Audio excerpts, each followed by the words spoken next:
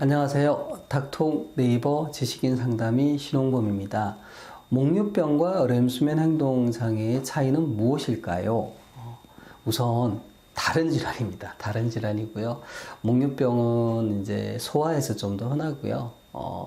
대개는 우리 수면 중에 깊은 수면이 있습니다. 서파 수면이라고 하고 최근에는 이제 3단계 수면, 그러니까 1단계, 2단계, 3단계 수면, 깊은 잠이겠죠. 중에 이제서 갑자기 깨게 되면 뇌가 완전히 깨지 않은 상태에서 어떤 말이나 행동을 할 수 있습니다. 그게 장고대 혹은 목류병이 되는 거고요. 대개는 어린 아이, 그러니까 초등학교 저학년 정도에서 흔하다고 보시면 됩니다.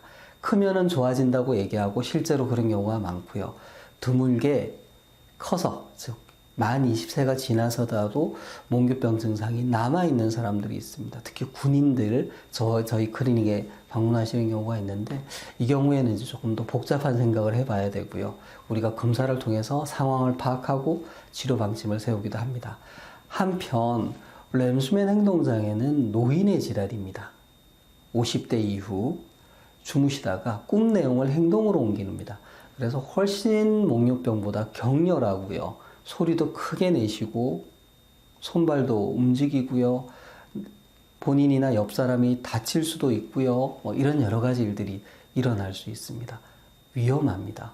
그런데 이게 뇌의 퇴행성 변화 때문에 생기는 것이기 때문에 이 경우에는 다른 질환으로 발전할 위험이, 악화될 위험이 좀 있습니다. 그래서 더더군다나 이제 의사가 여러 가지를 감안해서 자세히 봐야 되는 질환이고요. 실제 이제 목류병, 렘수면 장애만 놓고 보면 렘수면 장애가 훨씬 더 위험하고 중요한 질환입니다. 그래서 이런 문제가 있을 때 이제 역시 수면 검사를 받아보시는 게 필요하고, 잠을 찍어보는 검사를 통해서 어떤 수면 문제가 있는지 알아볼 필요가 있습니다.